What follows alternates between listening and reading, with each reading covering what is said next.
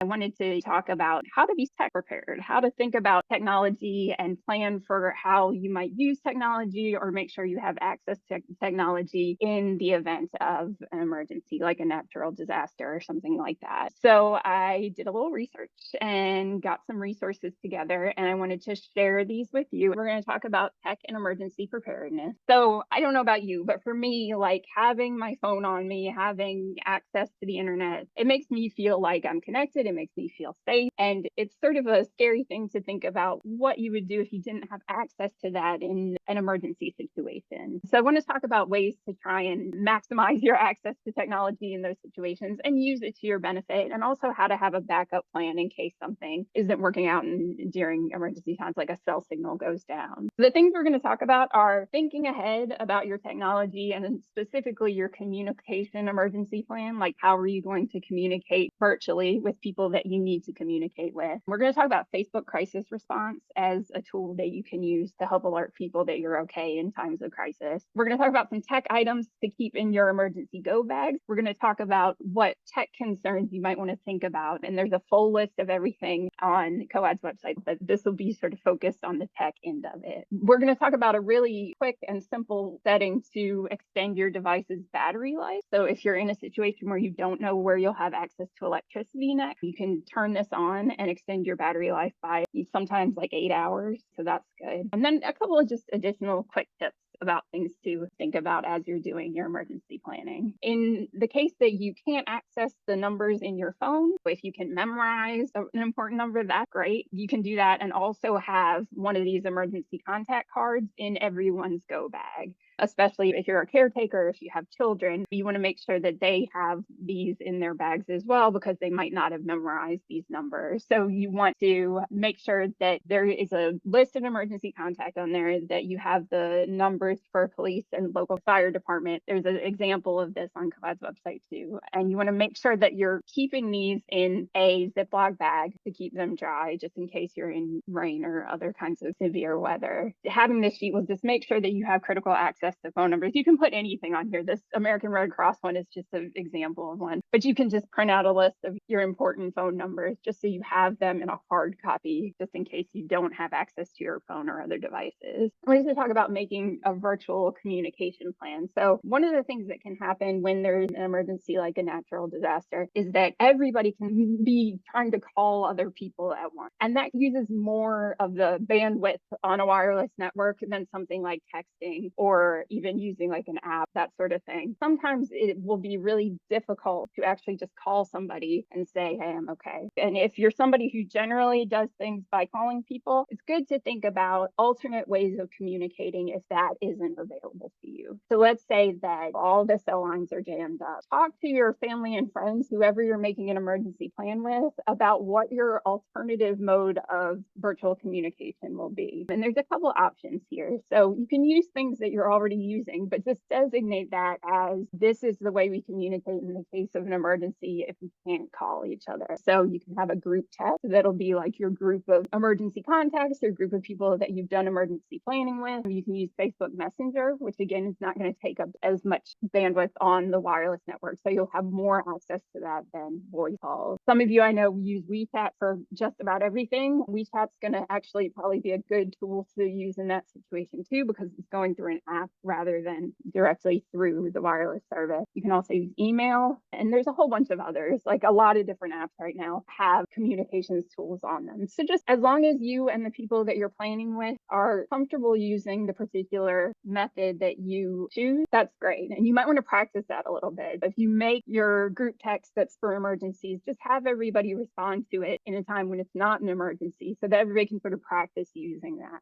Think about those alternatives if you don't have access to voice calling. I also wanted to talk about something called Facebook crisis response. You may have seen this if any of your Facebook friends has ever, or you actually, has ever been in the general vicinity of a natural disaster or crisis. You can do this thing that's called marking yourself safe. Usually there's a little flag and you can see somebody marked themselves safe. And what that is the Facebook crisis response. Facebook, based on your location, if you are in an area where something is happening, there's flooding or there's a hurricane or there's an earthquake, they get all sorts of alerts from the weather service to know that that's happening in your area. What they will do is automatically send you one of these things where you can answer whether you're safe or not. And basically, it's just answering that you are safe, that or you're not in the area. So the next time you get on Facebook, if you have been in the area where one of these things happened, it'll automatically pop up and say, are you safe from like Hurricane Helene is what's happening right now? Are you safe from that? And you would say yes. And when you say yes, all your friends can see that you have marked yourself safe. So I know in crises, we're always like, oh, I know 10 people in that neighborhood. I need to check on them. Again, sometimes you're not going to be able to have access to the phone. That's an easy way to say, you know what, I'm here. I clicked that button. I'm safe. You might be stressed out, but you're safe. So that's a good way to communicate that to all of your Facebook friends as needed. And I wanted to show you this too. If you are on the other end of it and you know someone or one of your Facebook friends lives in an area that was undergoing crisis or emergency event, you can go directly to this website, facebook.com/crisis response. What they do, you'll see it here, is that they have a lot of these are natural disasters like flooding, wildfires that are happening all over the world. And what this means is that people who are in this area are getting that message to mark yourself safe. You can see underneath each one, if you have a friend that was in that area, it will say if they've marked themselves safe. So if I had a friend, say, in Guerrero, Mexico, it had marked themselves safe, it would show up right down here. So that's a real easy sort of shorthand way to just check in on family and friends when something like this happens and you might be far away. That can be a really helpful tool. And I had somebody actually on mine that there had been an earthquake in California and they marked themselves safe. And I was able to see that on this. I didn't realize that until I did some research. So I'm glad to know about this. Let's talk about your go bag and some tech items you might want to throw in there. You don't want to go out and buy a whole bunch of stuff that's expensive. You want to use things that you have as much as possible. So these are just suggestions. If these are not things you have, it's not the end of the world at all. But if they are things you have on hand somewhere, it's a good idea to throw one of these things in your bag. If you have an extra charger for your phone or other device, if you're like me, you've lost chargers in the past and then you find them again and you've accumulated a whole bunch of phone chargers along the way, that's what I've done. So just throw one of those extra ones in your bag. You don't want to leave the house with your phone and not have the charger with you if there's an emergency. Some of you might have these power banks or have seen these power banks. So what that is you can charge them up and then you plug your phone into them and they carry an ongoing charge. Like you charge them and they're a backup charge. This can be really helpful if you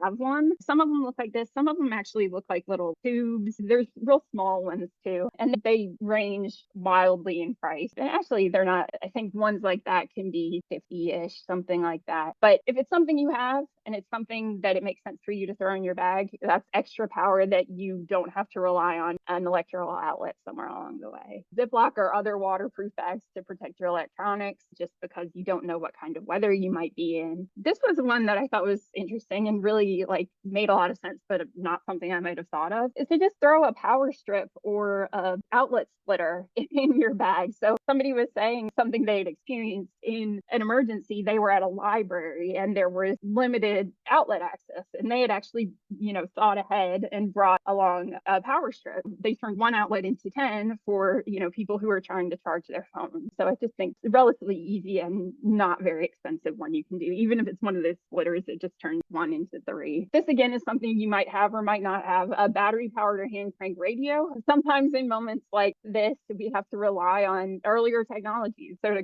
go back to basics, generally speaking, that's going to be, you can rely on radio signals when you can't rely on some other things, especially if you are using a radio that doesn't require electricity, that has battery or hand operation. So something to think about. And then make sure too that you always have that list of emergency contacts, your important numbers in your bag as well, because if you can't access your phone, you're going to need to be able to see those numbers otherwise if you get access to a phone. So I'm sure there's more than that, but those were just some things that I was thinking about. There's a setting on your phone, whether you have an Android or an iPhone, where you can preserve your device's battery life. You don't want this to be on all the time because it can slow down some of the operations on your phone. But in a time of emergency where every minute that you have phone access is important, it may make sense for you to turn it down to energy saving, just so that you can make sure that you have more time with access to your phone. Both Androids and iPhones have this setting built in, so it's just in in your settings. So I'll show you how to turn that on if you need to. For Android, we're going to click on the settings icon. It's that here. And then you're going to scroll down just a little bit and you'll see battery where it says power saving and charging. You want to click on battery. And once you've done that, you'll see a screen that looks like this one on your left. So on Androids, not on iPhones, but on Androids, they'll tell you what the estimated battery life you have left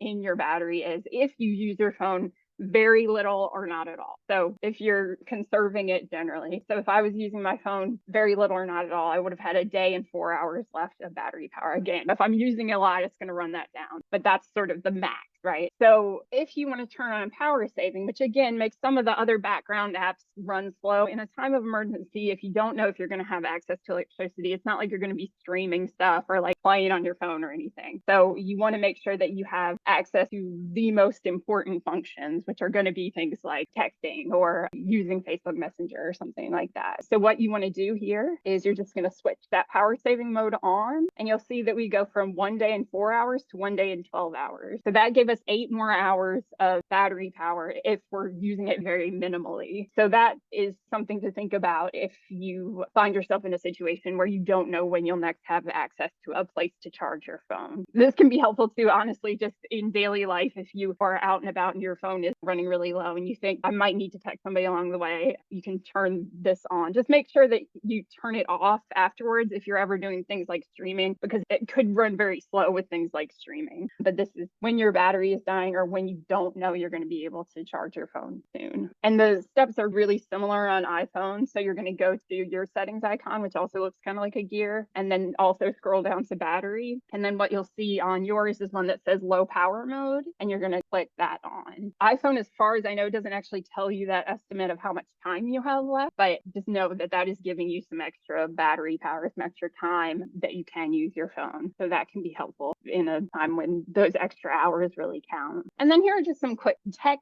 tips that I wanted to share with you for times of emergency. When you get the notification on your phone that there's possible flooding or something, you get that your phone going off and saying there's something on the way. Take that moment to like immediately start charging your phones, any power banks you have, any devices that you're going to need access to. It may be that it doesn't become an emergency situation, but you're better off having made that preparation and then just having a well-charged phone than being stuck without access to your phone and other devices. First alert, go ahead and start charging things up. Also, make sure you're signed up for Notify NYC alert, either through the app or through texting, can send you notifications for all sorts of different potential emergencies, and you can choose which ones of those you want to be notified about. It's a really good thing to have just in terms of local alert system that's letting you know what to be aware of. And then again, this is sort of common sense, but in an emergency, when you don't know if you're going to be able to charge your phone or other devices, just conserve the energy on them. Use them for things that you absolutely need to use them for. Put forms of real sort of simple entertainment in your go bags, like having a sketchbook or having a book to read or like a coloring book. Think about that as like if you are stuck in a situation where you're going to need to take your mind off it and you may not have access to your phone in the way that you generally do. Think about that so you're not wearing down your phone's battery, because I know in times of stress, I am apt to scroll and go to all sorts of different apps, and I don't want to run out my battery power if I really need it for things like communicating with other people. This is just some links to additional resources. The first one is East Harlem Co-op, New York City Emergency Management, which can also link you to the Notify NYC system. And they have a lot of guides and resources about emergency planning that are helpful too. I just pulled some information from this Consumer Reports about preparing your electronic devices for natural disaster. And then the contact card template is linked here. That's the one from the Red Cross. There's all sorts of versions of that and you can make your own, but that one to look at if you're interested. Flashlight too, because some of those radios that are the crank radios, they have crank flashlights too, and some of them are like crank radios and flashlights, and they're multiple use devices. The phone has a flashlight too, but if you're trying to conserve battery or something and you need a backup flashlight, so if your phone is working and you have access to that, you have the flashlight on your phone as well. I am not an expert on emergency preparedness, but I just wanted to think about the tech considerations you might want to make along the way.